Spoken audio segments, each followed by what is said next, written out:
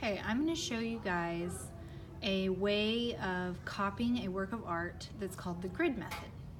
You don't have to use this method on your project. You're more than welcome to just try to draw what you see on the paper. Since this one mostly goes up and down, I'm going to put my paper mostly up and down. If it mostly went side to side, I would do it that way, but mine is mostly portrait. The grid method works like this. I get a piece of clear plastic and I put it on top because you can't actually draw on the artwork, but you can draw on this plastic, so we put it on top. The next step would be to mark where the edges are so that if your plastic moves, you will be able to put it right back where it goes. So if I mark where the corners are, then I can always make sure that the corners are lined up. Now what I do is I create a grid on the artwork, on the plastic. First thing I do is I split it in half. We're gonna make a 4x4 grid. So I'm gonna split this in half as best I can. So I look at it and I say this is about half. You're welcome to use a ruler if you'd like to use a ruler. After I divide it in half, I divide each one of those halves in half. Half, half. Okay, now I do the same but in the other direction. So I say this is about half, and then I divide that in half, and this in half. Now what I've done is I've created a grid. Now on my actual paper, I do the same thing. Since I made a mark on there, I'm gonna flip it over. I make a line really lightly because it's gonna end up being erased, right down the middle, and then divide each one of those halves in half. And then I divide it half this way, half, half. Now all I do is I go by each square and I try to copy exactly what's in the square. So I look at this first one and I see part of her hair. So I'm gonna do part of her hair. I see a tree behind there, so I'm gonna draw a tree behind there. And then I see another one, and then there's one in between. And if you look really closely, there's like a spire, like from a church or something right there. And that's all that's in that square, so I'm done. So now I go into this one. I can see a rest of part of her head, and I can see it goes to about there. So, see, this one was her head. Okay. I see part of the house. It goes up to the top, like about there, and it comes out of her head right there. So I'm gonna go out and up, and then I can see it goes back down. I can see also that there's like a line here. I'm trying to copy it exactly as I can. I see there's a top to it. I can see the window. Now I only see the top part, and it kind of goes like this. I'm a little bit off from where it is in the picture because it's too close to her head, but I'm trying.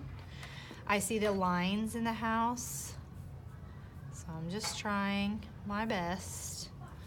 I see it's got this part to the window where it goes like this, goes like this. Okay, done, check. Now I go to this one. I'm gonna do his head first, and I can see it goes there, and it goes almost all the way over in the corner. So it starts about down about that far, and his head goes about there, and then there's part of an ear, okay? I can also see, oops, I moved it, so I gotta move it back, use my corners. Okay, now I see the rest of the part of the house that goes into his head, so I'm just gonna go like that. And then I can see it's got the rest of the lines. All right, now I'm gonna put in, looks like he's got glasses that just touch the top and over here, and it goes towards his ear, and I see his hair. Goes about like that. Okay, done. Oh, well, let's see, I could get his eyebrows. Part of his eyebrow. He's got some wrinkles.